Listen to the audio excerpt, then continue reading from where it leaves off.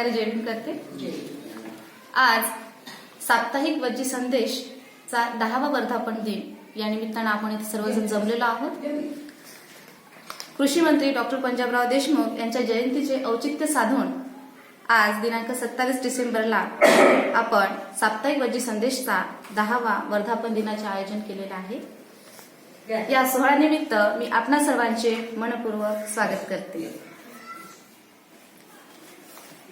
या वर्धापन दिनाच्या सोहळ्यानिमित्त सर्व अतिथीगणांना अशी विनंती करते की त्यांनी विचारपीठावर स्थानापन्न व्हावं। ज्यांच्या संविधानावर संपूर्ण देशाची व्यवस्था चालते असे आमच्या मेंदूचे रचनाकार डॉक्टर बाबासाहेब आंबेडकर परिवर्तनाच्या चळवळीतील तमाम महामानवांना अभिवादन करते आणि या आजच्या या सर्वांच्या कार्याला आणि विचारांना अभिवादन करते आणि आपण सर्व निष्ठावान आंबेडकरी अबालवृद्धांना मानाचा जय भीम करते आणि कार्यक्रमाला सुरुवात करते। गंध आहे पारिजातकाचा गंध आहे, जिथे मोगऱ्याचा रंग आहे पारिजातकाचा गंध आहे, काटेपरी वाटेवरून घेऊन जाणारी सोनेरी स्वप्न आहे आणि जेथे मांगल्यांची लेणे आहे तेथे तुमच्यासारख्या ज्ञानवंत प्रज्ञावंत निष्ठावंत व्यक्तींचे मी दीपाली गवई आजच्या या वर्धापन सोहळ्यात आपल्या सर्वांचे शब्दसुमनाने स्वागत करते करून महामानवांच्या प्रतिमेचे पूजन करावे। नमो तस्सा भगवतो अरहतो सम्मा सम्बुद्धस्स। नमो तस्सा भगवतो अरहतो सम्मा सम्बुद्धस्स। नमो तस्सा भगवतो अरहतो सम्मा सम्बुद्धस्स। बुद्धं शरणं गच्छामि, धम्मं शरणं गच्छामि, संघं शरणं गच्छामि, द्वितीयंपि बुद्धं शरणं गच्छामि, द्वितीयंपि धम्मं शरणं गच्छामि, द्वितीयंपि संघं शरणं गच्छामि, तृतीयंपि बुद्धं शरणं गच्छामि, तृतीयंपि धम्मं शरणं गच्छामि, तृतीयंपि संघं शरणं गच्छामि। पाणातिपाता वीरमणि सिक्खापदं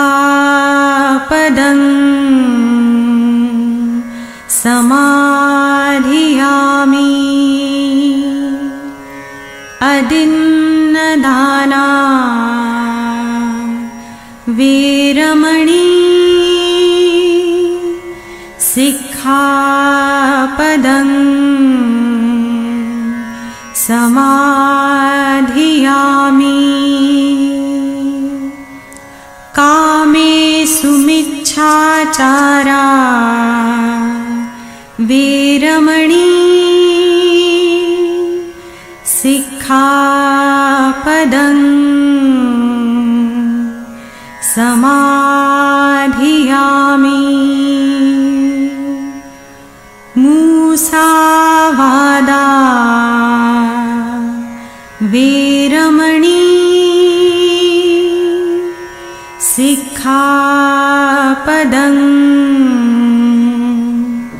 समाधियामि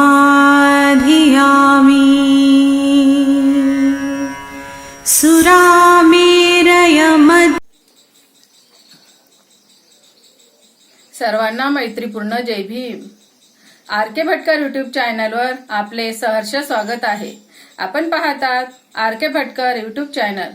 असेच आमचे व्हिडिओ आवडल्या चॅनलला लाईक करा, शेअर करा, कमेंट करा आणि सबस्क्राईब करायला विसरू नका. सर्वांना मैत्रीपूर्ण जय भीम. स्वागताकडे. दाही दिशांनी मिळून गावी सोहळ्याची थोरवी गाती, जगती किती कमांडीवर असे जसे नभातील रवी, जसे नभातील रवी. स्वागतांच्या शब्दांनी व्हावा प्रारंभ या सोहळ्याचा, स्वागताच्या शब्दांनी व्हावा प्रारंभ या सोहळ्याचा. सोहळ्यातून या इतिहासाची सुरुवात व्हावी नवी, सोहळ्यातून या इतिहासाची सुरुवात व्हावी नवी. सर्वप्रथम आजच्या कार्यक्रमाला अध्यक्ष म्हणून लाभलेले डॉक्टर बाबासाहेब आंबेडकर अभ्यासिकेचे संचालक सुरेंद्र घरडे सर,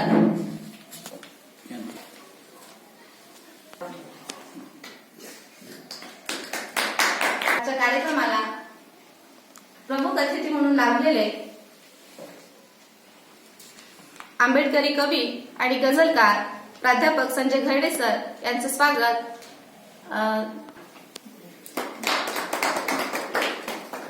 आणि पत्रकार आर.एस. तायडे सर यांचं स्वागत संजूभाऊ मोकळे करतील अशी मी त्यांना विनंती करते.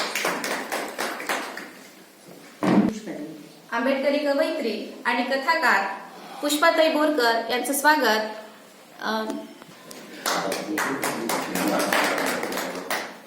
बालिका मायाताई वासनिक गेडाम यांचं स्वागत रवराळे भाऊ करतील अशी मी त्यांना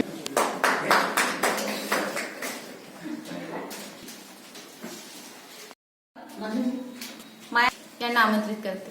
आंबेडकर, धम्मनायक चक्रवर्ती सम्राट अशोक, क्रांतीसूर्य ज्योतिबा फुले, क्रांतीज्योती सावित्रीबाई फुले, समर्पिता रमाई, संत गाडगेबाबा आणि आज ज्यांची जयंती आहे ते शिक्षण महर्षी डॉक्टर भाऊसाहेब पंजाबराव देशमुख या आदर्शांना मी विनम्र अभिवादन करते.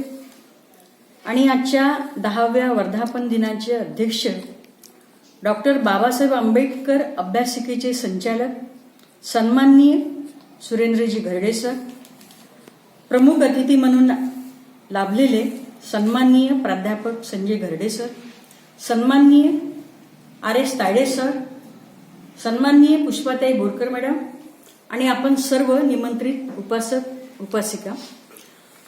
आपल्या सर्वांच्या सहकार्याने गेल्या 10 वर्षापासून साप्ताहिक महाप्रजापती वज्जी संदेश आम्ही चालवत आहोत.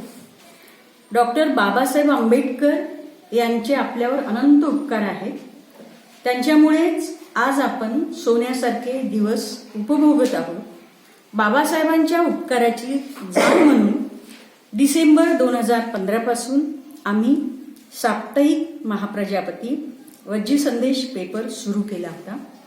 प्रथम काही 4 वर्ष साप्ताहिक महाप्रजापती चालवला, पण काही तांत्रिक बाबी आल्यामुळे महाप्रजापती हे नाव बदलून साप्ताहिक वज्जी संदेशचा प्रवास सुरू केला. आपण सर्वांनी बुद्ध आणि त्यांचा धम्मा वाचलाच आहे. महाप्रजापती वज्जी संदेश संदर्भात सांगावे लागत नाही. वज्जी संघाचे लोक एकमेकांचा आदर करून लोकांच्या विचारांना स्थान देऊन लोकशाही पद्धतीने समता, स्वातंत्र्य, बंधुत्व व न्याय या मूल्यांची रुजवणी केली. त्या वज्जी संघाचा एक आदर्श घेऊन आपल्या सर्वांच्या सहकार्याने वज्जी संदेश हे साप्ताहिक चालवण्याचा प्रयत्न करीत आहोत. गेल्या 10 वर्षात महाप्रजापती वज्जी संदेश या साप्ताहिकाने कवी मदन नंदेश्वर, नागोराव पाटणकर, वामनदादा कर्डक, केतन पिंपळापुरे आदी आंबेडकरी कवी विचारवंत समीक्षकांच्या साहित्यावर विशेषांक प्रकाशित केले आहे. सोबतच महापुरुषांच्या जयंती, महापरिनिर्वाण दिनाचे औचित्य साधून कवी संमेलन, चर्चासत्र, परिसंवादाचे आयोजन, या आयोजनातून सामाजिक प्रबोधन एवढंच नाही तर महाप्रजापती वज्जी संदेश एक प्रकाशन संस्था असावी म्हणून वज्जी संदेशचे सहसंपादक विलास थोरात यांनी गाथा प्रकाशन ही संस्था उभी केली. या प्रकाशन संस्थेच्या माध्यमातून कवी मदन नंदेश्वर यांचा गात चाललो जीवनपंथी हा गीत संग्रह, पुष्पाताई बोरकर यांचा अजूनही वेळ गेलेली नाही कविता संग्रह, बंड कथा संग्रह, प्राध्यापक संजय गर्डे यांचा गझल संग्रह, संजय मोगडे यांचा माणसं हरपत चाललेल्या वाटेवर हा कविता संग्रह आपल्या सर्वांच्या सहकार्याने आम्ही इथे प्रकाशित केला होता. आपण आपल्या हातात 24 तास स्मार्टफोन असतो, त्यामुळे आपल्याला पुस्तक वाचायला वेळ मिळत नाही आणि म्हणून आपली वाचन संस्कृती लोप पावत चालली आहे. आमची मुलं, आमचे विद्यार्थी फक्त वाचाल तर वाचाल. बाबासाहेबांचं पुस्तक हे बौद्धिक आपल्यासाठी टॉनिक आहे. बुद्ध फुले शाहू आंबेडकरांची सांस्कृतिक व साहित्यिक चळवळ गतिमान करण्यासाठी आपलाही खारीचा वाटा असावा, या उदात्त जाणीवेनं वज्जी संदेशचे सहसंपादक Vilas Thorat, R S. Tayde sir, Surendra Gharde sir, Digambar Zade sir, प्राध्यापक संजय घरडे, प्राध्यापक गणेश लांडगे, ठवरे गुरुजी, गणेश थोरात, नंदकुमार चक्रे, पुष्पाताई बोरकर, निर्मल तालबांडे, संगीता राऊत आणि आपण सर्व सहकार्यांच्या वतीने, तसेच किनारे सरकत आहे गझलकार कवी नंदकिशोर दामोदरे, देवीलाल रवराडे, प्राध्यापक दीपाली गवई, शेंडेबाई, आर.के. भटकर सर, यूट्यूब चॅनलचे संचालक आणि आपण सर्व शुभचिंतक, वाचक, वार्षिक वर्गणीदार, जाहिरातदार या सर्वांच्या सहकार्याने कठीण परिस्थितीतही तग धरून आहोत. वज्जी संदेशच्या 10व्या वर्धापन दिनानिमित्त आपणा सर्वांना हार्दिक सदिच्छा व या पुढेही आपल्या सर्वांच्या सहकार्याने वज्जी संदेश लोकशाही मार्गाने मार्गक्रमण करीत राहील ही अपेक्षा करते आणि माझे प्रास्ताविकपर लांबलेले मनोगत थांबवते. जय भीम, जय भीम. यानंतर साप्ताहिक वज्जी संदेशच्या 10व्या वर्धापन दिनानिमित्त आपण विशेषांक प्रकाशित केला आहे.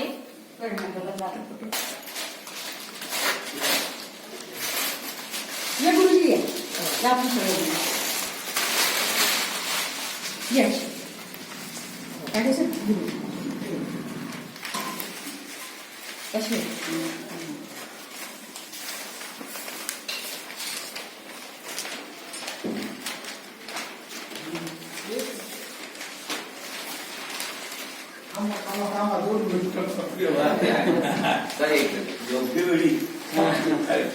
आला काय धन्यवाद आलाय. फोन मोबाईल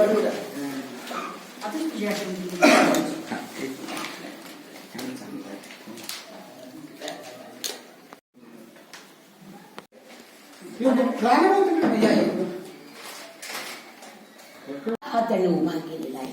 अत्यंत म्हणजे याला आपण काय म्हणूया, हा वाखाणण्यास म्हणजे सारखं आहे. जगायला तर आपण म्हणजे सगळे येतात, परंतु या जीवनाच्या शर्यतीमध्ये फारच लोक म्हणजे आयुष्याच्या शर्यतीमध्ये सगळेच म्हणजे सामील होतात, परंतु फारच लोक यशस्वी होतात. त्यापैकी मायाताई आणि धर्मशील यांचा प्रामुख्याने इथे उल्लेख करत आहे. कारण या आयुष्याच्या लढाईमध्ये खरोखर हे दाम्पत्य असं आहे की या दाम्पत्याने स्वतःच्या म्हणजे एक प्रकारे चळवळीसाठी आपल्या घरावर सुद्धा वेळ प्रसंगी दुर्लक्ष केलेलं आहे आणि सतत त्यांचं कार्य सुरू आहे. सतत त्यांची जी चळवळीची जी तगमग आहे, ही तगमग त्यांनी सतत सुरू ठेवलेली आहे. आणि त्यातूनच हा जो वज्जी संदेश आहे, हा वज्जी संदेशाला आज 10 वर्ष झाले. त्यामध्ये एकच वज्जी म्हणजे संदेशाचं की या वैशाली नगरचा जो म्हणजे वज्जी लोक होते की ज्याला लिच्छवी म्हटल्या जात होते, या लिच्छवीच्या समोर म्हणजे जे 7 नियम घालून दिले होते, ते 7 नियम म्हणजे त्याच्यातला पहिला नियम होता की एकात्मता टिकून राहणे.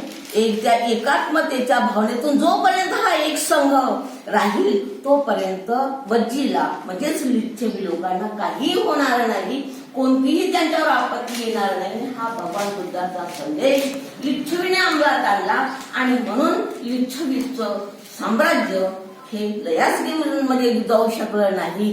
त्याच म्हणजे भगवान बुद्धांनी लिच्छवीच्याच लोकांना जो संदेश दिलेला होता की नैतिकतेचं म्हणजे जोपर्यंत किंवा धम्माचरण हे सगळे लोक जेव्हा पाळतील तेव्हा या वज्जी लोकांना किंवा लिच्छवी लोकांना कोणीही म्हणजे हानी पोहोचू शकणार नाही. आणि याच माध्यमातून तोच संदेश घेऊन मला आज प्रामुख्याने म्हणायचं आहे की हा जो वज्जी संदेश आपल्या समोर आहे, या वज्जी संदेशाला सगळ्यांच्या नैतिक अधिष्ठानाची गरज आहे, सगळ्यांच्या आर्थिक अर्थार्जनाची गरज आहे, सगळ्यांच्या एकोप्याची गरज आहे. हा कारभार वज्जी संदेशचा आपल्याला न्यायचा असेल तर निश्चितच आपण सर्व तन मन धनाने याला वाहून घेऊया. एवढंच या प्रसंगी. खूप तुमचे विचार मांडले आणि ज्या प्रकारे तुम्ही सांगितलं की वृत्तपत्र हा वेदनेचा आरसा आहे आणि परिवर्तनासाठी जी चळवळ उभारली गेली त्यामध्ये वृत्तपत्राचा एक खूप मोठा वाटा आहे. आणि मायाताई आणि गेडाम सर यांनी हा जो परिवर्तनाचा ध्यास मनी घेतलेला आहे, ते परिवर्तन, ती चळवळ समोर नेण्यासाठी, ते परिवर्तन घडवून आणण्यासाठी आपण सगळेच त्यांच्या सोबत आहोत आणि राहणार आहोत यात तीळ मात्र शंका नाही.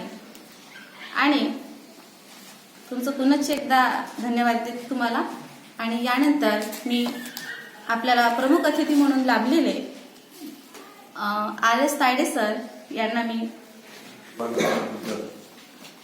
महामानव डॉक्टर बाबासाहेब आंबेडकर आणि ज्यांनी मानवतेच्या उत्थानासाठी कार्य केलं अशा सर्व महामानवांना मी साप्ताहिक वज्जी संदेशच्या या कार्यक्रमासाठी आमचे मार्गदर्शक सहकारी सुरेंद्रजी घरडे सर या ठिकाणी अध्यक्ष म्हणून आहेत. सोबतच आमचे मित्र आणि मार्गदर्शक प्राध्यापक संजय घरडे सर, आंबेडकरी चळवळीला ज्यांनी प्रकर्षाने आपल्या हयातीत ऊर्जा देण्याचं काम केलं, अशा आमच्या वज्जी संदेशच्या मुख्य संपादिका मायाताई गेडाम, त्याचप्रमाणे दुसऱ्या त्यांच्याच खांद्याला खांदा लावून नव्हे तर संपूर्ण आंबेडकरी चळवळीला ऊर्जा प्रदान केली अशा पुष्पाताई बोरकर, सोबतच या ठिकाणी वज्जी संदेशचे कार्यकारी संपादक की ज्यांनी वज्जी संदेश 10 वर्ष पूर्ण या इथपर्यंत आणला. ऊन पाऊस वारा याची तमानं बाळगता बडनेरा ते अमरावती हा सातत्यानं प्रवास करून वज्जी संदेश इथपर्यंत हा प्रवास इथपर्यंत आणलेला आहे असे धर्मशील गेडाम सर, आमचे सहकारी आणि आंबेडकरी चळवळीतला शेवटचा कार्यकर्ता, ज्या कार्यकर्त्यांना आपली निष्ठा या आंबेडकरी समाजाला प्रदान केल्या आणि गल्लीबोळात एक प्रेरणा देण्याचं काम केलं असे आमचे वज्जी संदेशचे सहसंपादक विलासभाऊ थोरात. त्याचप्रमाणे दुसरे आमच्या कवयित्री महिलांच्या क्षेत्रामध्ये महिलांच्या वेदना आपल्या कवितेतून प्रदान करतात. नेहमीच अनेक ठिकाणी त्यांच्या ते आई म्हणून कविता प्रसिद्ध झाली अशा आमच्या निर्मलाताई काळबांडे नुकतेच ज्यांच्या कविता संग्रहाने अमरावती विदर्भच नव्हे तर महाराष्ट्रभर आपलं त्या कविता संग्रहाची महत्ता प्रदर्शित केली असे आंबेडकरी चळवळीतील अभ्यासक आणि समता सैनिक दलाचे जिल्हा संघटक आमचे मार्गदर्शक संजय भाऊ मोकळे सर नोकरीचा व्याप असून सुद्धा ज्यांनी आपल्या शिक्षकी पेशात सुद्धा अत्यंत कविता गझल सादर केल्या असे आमचे मित्र गणेश लोखंडे सर, गणेश लांडगे सर, देवीलालजी संपूर्ण ते गझलच्या रूपानेच प्रसिद्ध आहेत असे गझलकार देवीलालजी रवराळे, किनारे सरकत आहे या गझल संग्रहाचे सन्माननीय कवी गझलकार डॉक्टर दामोदर सर, नवोदित कवी आणि वृत्तपत्र क्षेत्रात ज्यांना आपला कमी वेळात आपला लौकिक प्रदान केला असे आमचे नकुल नाईक, पूज्य भंदीजी, सोबतच धवरे गुरुजी.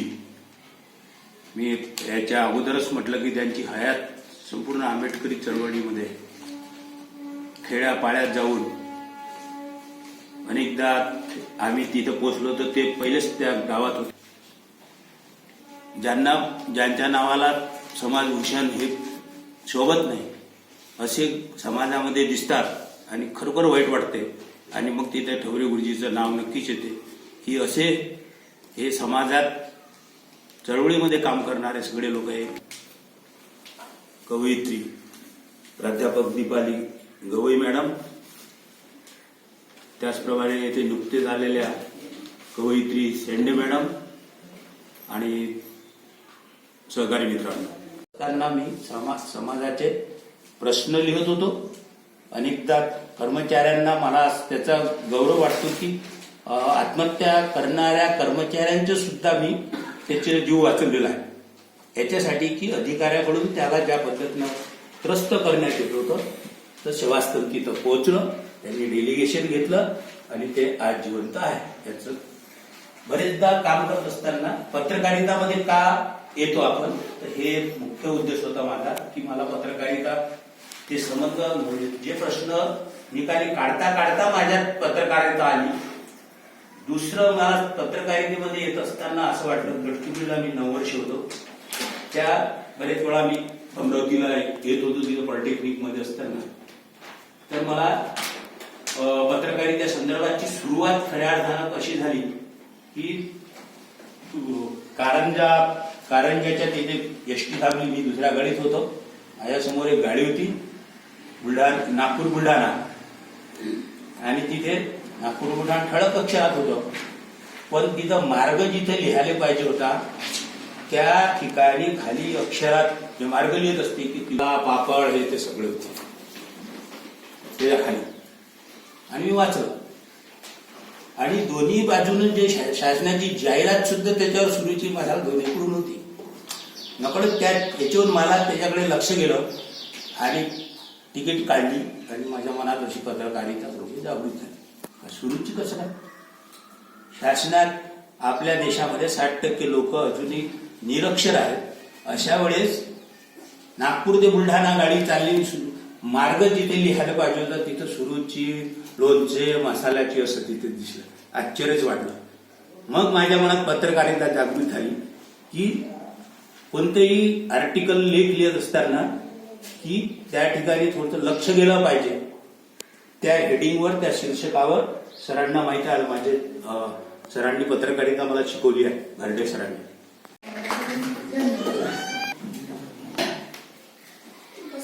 तुम्ही पत्रकार आहात आणि पत्रकार हा त्याचं खरंच मांडत असतो. आणि तुम्ही तुमच्या मनोगतातून सांगितलं आहे की आंबेडकरी पत्रकारिता ही किती महत्वाची आहे आणि सद्यस्थितीमध्ये खरंच वृत्तपत्र चालवणं हे किती कसरतीचं काम झालेलं आहे. तर सरांनी खूप मोलाचं मार्गदर्शन केलेलं आहे आपल्याला. धन्यवाद सर पुनश्च तुमचं. यानंतर मी आपल्या कार्यक्रमाला प्रमुख अतिथी म्हणून लाभलेले प्राध्यापक संजय घरडे सर यांना विनंती करते की त्यांनी आपलं मनोगत व्यक्त करावं. मानवतेला शांतीचा संदेश देणारे तथागत बुद्ध, आमच्या मेंदूचे रचनाकार परमपूज्य डॉक्टर बाबासाहेब आंबेडकर, आज ज्यांची जयंती आहे असे डॉक्टर पंजाबराव भाऊसाहेब देशमुख आणि परिवर्तनाच्या चळवळीत ज्यांनी ज्यांनी आपलं योगदान दिलं अशा तमाम महाविभूतींना अभिवादन करतो. आज वज्जी संदेश या आमच्या साप्ताहिकाचा वर्धापन दिन आणि 10वा वर्धापन दिन. या वर्धापन दिनाच्या कार्यक्रमाचे सन्माननीय अध्यक्ष माझे छोटे बंधू घरडे सर,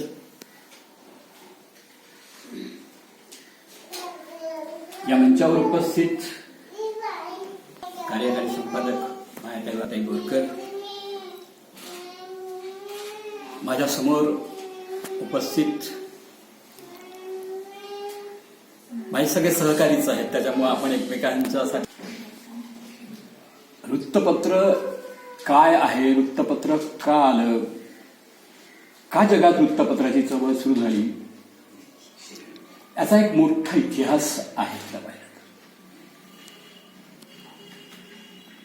जगाच्या पाठीवर पहिलं वृत्तपत्र ऍक्टेटुरिना हे जुलियस सीझरनं सुरू केलं होतं. इसवी सन पूर्व मला वाटते 200 वर्ष जुलियस सीझरचा कालखंड होता. जुलियस सीझर खऱ्या अर्थाला डिक्टेटर होता. तो फार कडक शासन त्याचं होतं, सगळ्यांना माहित आहे. तो माणसाच्या जनावरांशी लढाया करायचा आणि त्याची मजा पाहायचा. पण त्यात एक गोष्ट होती त्याची की माझ्या राज्यातले जे काही आदेश आहेत लोकांसाठीचे, ते आदेश प्रत्येक दिवशी लोकांना कळले पाहिजेत. मग ऍक्टा ड्युअर्ना नावाचं एक फलक त्यांनी रोमच्या मध्यावर लावलं आणि संदेश सार्वजनिक झाला पाहिजे असा एक विचार तिथून आला. तत्पूर्वी वैदिक काळापासून तिकडे ग्रीक संस्कृतीपर्यंत सगळ्यांचा विचार केला तर एक लक्षात येते की मेसेज हे सार्वजनिक होता कामा नये असा दंडक सगळ्या धर्मसंस्कृतीत होता.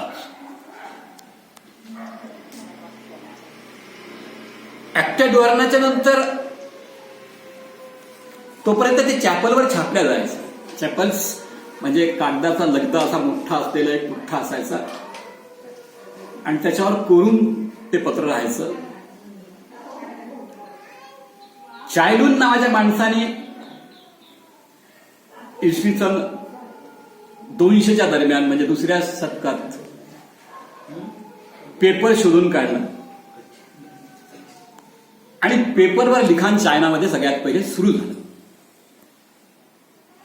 आताही तसंच म्हणतोय की 1955ला बांधलेला पूल आता त्याच्याबद्दल विरोध सुरू आहे की त्याला बाळाची गरज नाही असं आपण म्हणतोय. 55 आता जवळपास 75 वर्ष पूर्ण होत आहेत. आपण म्हणतो की त्याचा एक गडर बदलवला असतं तरी चाललं असतं. बरं, सगळेच जण म्हणतात ते.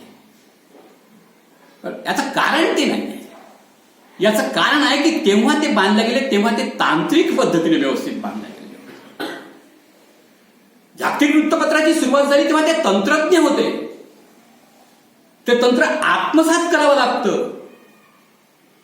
कॅमेरा आहे, बटन दाबली की फोटो निघतोच.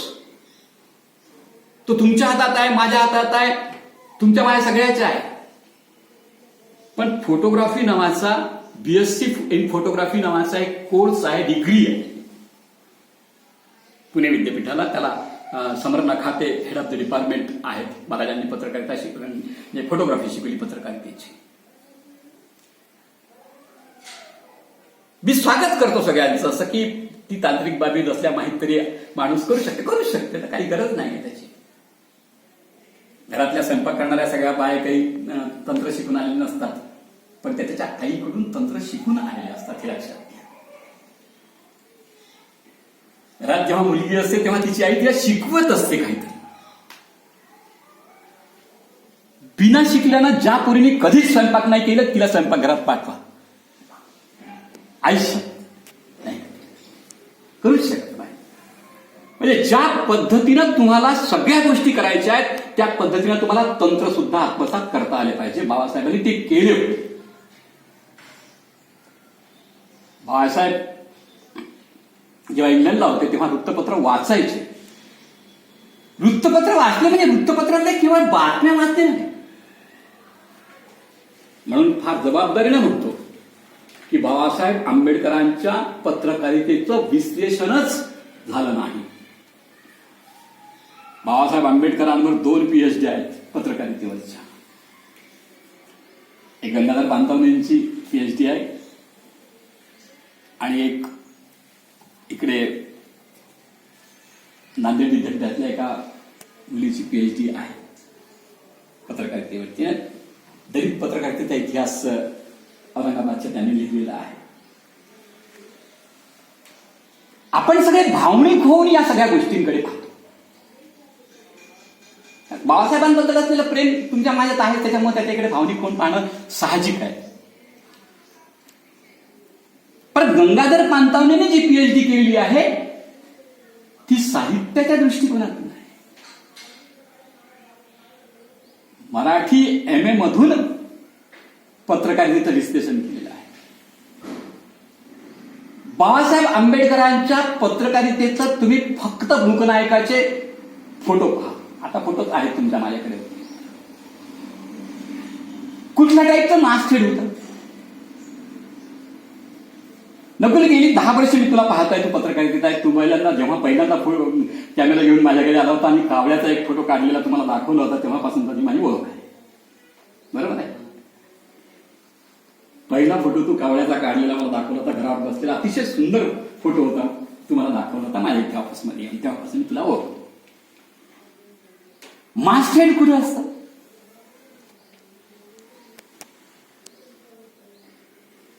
वृत्तपत्र तुम्ही मी रोजच वाचतो ना.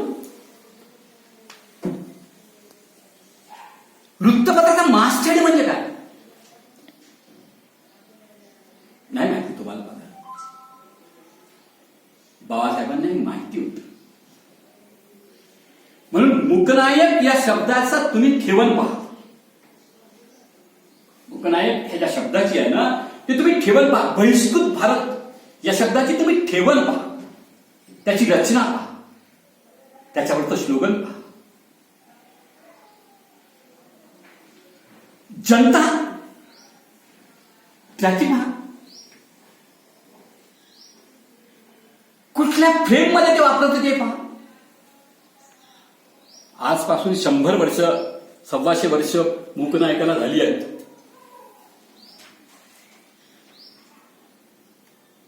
त्या काळात एवढं वृत्तपत्र होतं. तेव्हा वृत्तपत्र त्याला आपण टॅबलेट साईजचं वृत्तपत्र. मला लाभलेले आदरणीय घरडे सर, सुरेंद्र घरडे सर यांना मी त्यांची मनोगत मांडण्यासाठी आज या वज्जी संदेश वृत्तपत्राचं वर्धापन दिनानिमित्त आपण सर्व इथे एकत्र जमलेलो आहोत। सर्वप्रथम मी वज्जी संदेशला मी हार्दिक शुभेच्छा देतो।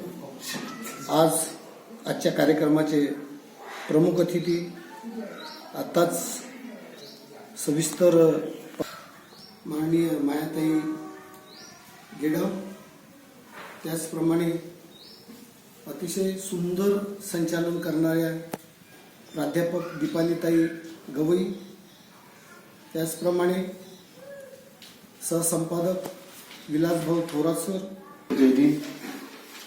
आज या कार्यक्रमाच्या माध्यमातून